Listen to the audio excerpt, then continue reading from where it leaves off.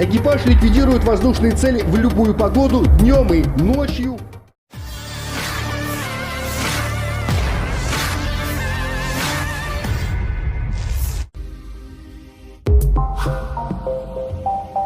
Rusia dan Ukraina kerap menampilkan citra udara untuk mendeteksi sasaran musuh. Negara yang dipimpin oleh Vladimir Putin tampak lebih sering memanfaatkan pesawat nirawak untuk mendeteksi pergerakan lawan hingga melumpuhkan target sasaran. Baru-baru ini beredar sebuah rekaman sistem pertahanan udara Tor DPR berhasil menghancurkan UAV pasukan Ukraina. Rekamannya ramai beredar di media sosial Telegram pada Jumat 21 Oktober 2022. Memantau melalui monitor, pasukan NMDPR berhasil luluhlantahkan sejumlah peralatan militer angkatan bersenjata Ukraina pada jarak hingga 12 km. Tampak rudal pasukan DPR tabrak 15 sekaligus UAV andalan pasukan Ukraina. Insiden ini lagi-lagi menambah daftar panjang kerugian yang diperoleh pasukan Ukraina.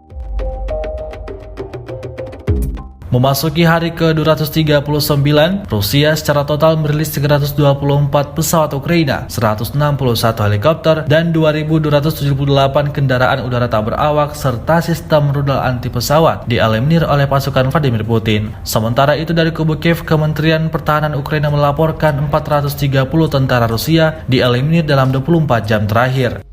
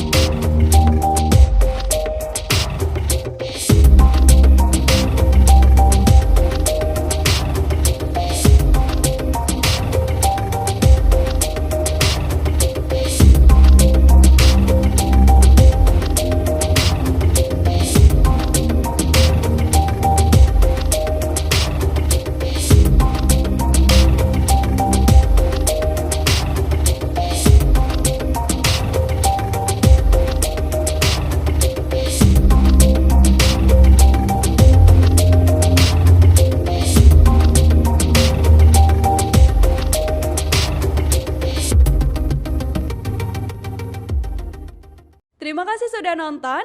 Jangan lupa like, subscribe, dan share ya.